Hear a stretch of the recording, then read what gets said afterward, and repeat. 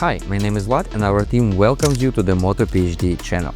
With over 20 years of combined experience as professional racer, coach and mechanic and factory BMW Motorrad team, I have a lot of things to share.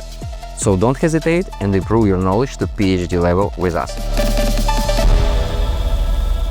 And today our topic is turns.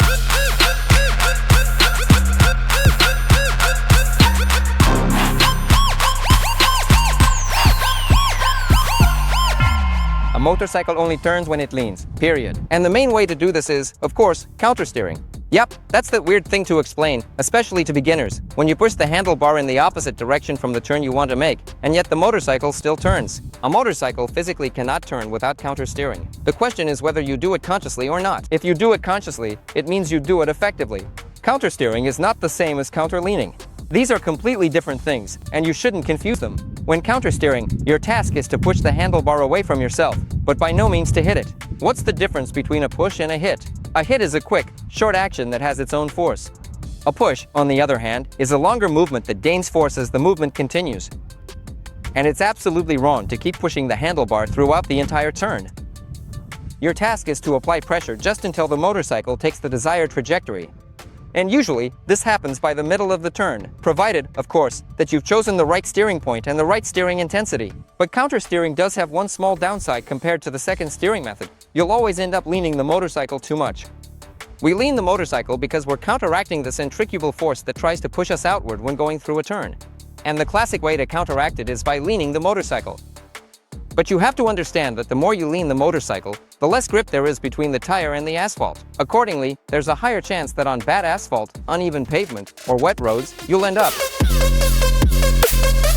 And this is where the second type of steering comes to our aid, the so-called hanging off and turning by shifting the center of mass toward the turn. This way, you'll always be lightening the load on the motorcycle. You can take the same turn at the same speed, following the same line, but if you don't hang off the bike, the lean angle of the motorcycle will always be greater than if you do hang off. After all, you start to counteract the centrifugal force not only by leaning the motorcycle, but also by leaning your own body.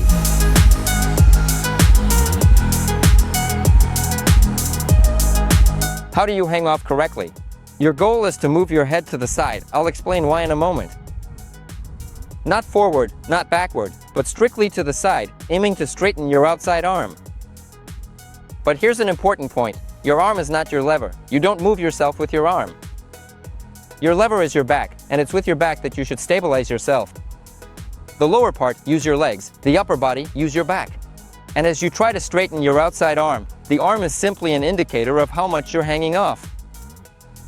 I'm hanging off a little, I'm hanging off more, I'm hanging off as much as possible. Why do we move from the head? It's the tower effect. If you push it at the very top, it falls over the easiest, right? Because that's how you get the most effective shift of the center of mass. What are we doing here? We're shifting the center of mass. That's why your movement should always start from your head. And most importantly, the first rule of hanging off, you hang off first, then the motorcycle leans. I don't recommend hanging your hips off for city riding. It's absolutely unnecessary. And don't pay attention to the fact that they do this in sports. It's done for completely different reasons. But your legs are an important tool for controlling the motorcycle. And when you're hanging off, you definitely need to secure yourself with your legs, especially your outside leg, that is, your right leg when you're hanging off to the left. By doing this, you'll be pushing and helping the motorcycle lean into the turn more efficiently and quickly. If you don't understand how to position your hips correctly, your goal is to sit on your tailbone and put your balls, or whatever you've got, depending on your motorcycle class, on the tank. That way, your back muscles will work properly.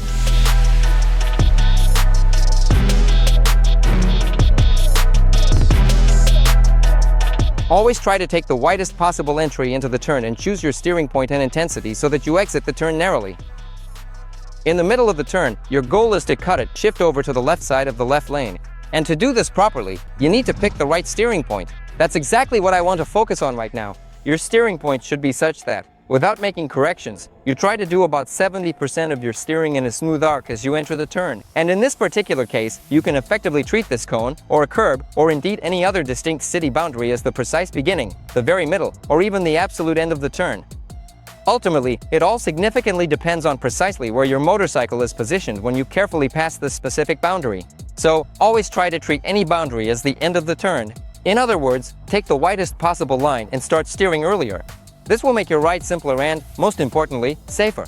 After all, entering a turn is always a more controlled and visible moment. But what awaits you after the turn isn't always clear. A gentle, light, pushing motion with your dominant right hand moving towards the left, or with your dominant left hand moving towards the right. Brake time equals 0.5s/. This causes the motorcycle to lean and, accordingly, to turn. Yes, since I'm using clip-ons, it looks more like I'm pushing down rather than to the side. But in reality, the movement comes from the elbow, pushing forward. And the stronger and more dynamic your push, the more dynamically the motorcycle will turn.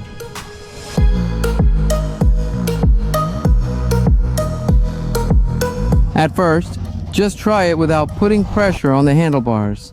Just a slight movement of your head toward the turn, while gripping the bike firmly with your legs. With steady throttle, move your head to the side, and try to gently initiate steering using your body. First it's us, then the motorcycle follows.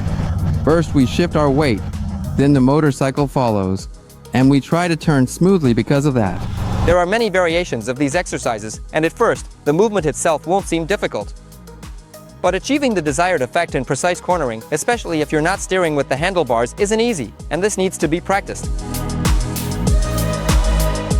I'd recommend starting with a smooth oval, where you can practice initiating steering with your body and maintaining a smooth radius, get used to your body position, and then move on to a staggered slalom with a distance of 15 to 20 meters and a width of 4 meters. The speed should be about 25 kilometers per hour.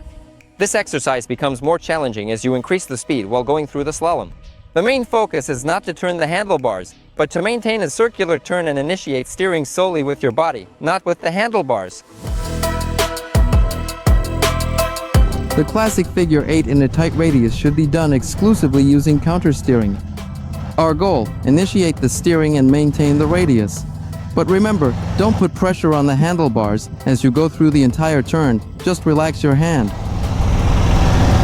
Focus your gaze on the motorcycle and relax. Here, with the help of countersteering, you'll learn not only how to initiate the steering itself, but also how to keep the motorcycle on the exact path you set.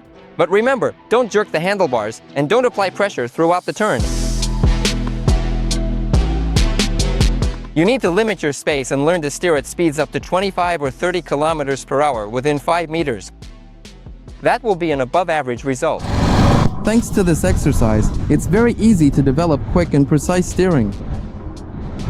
Don't forget, it's very important to finish braking before you start steering. We can make this exercise more challenging by braking more intensely and returning to the original trajectory.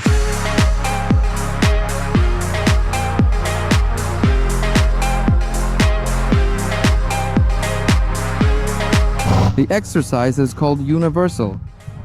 The right turn is done by shifting your weight, while the left turn is done exclusively by countersteering. The right turn ultimately ends up being noticeably smoother and significantly faster, while the left is comparatively short and quite sharp. Now, let's switch sides. The right is now done only with countersteering, and the left by shifting your weight.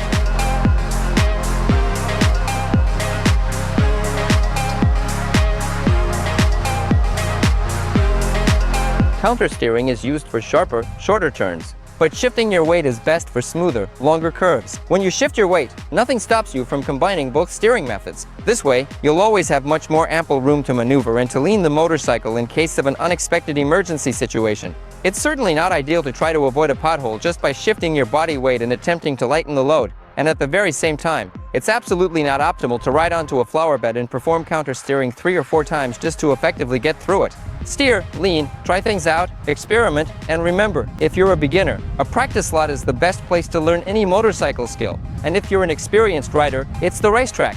As always, with love for what I do, your MotoPhD. See you next time.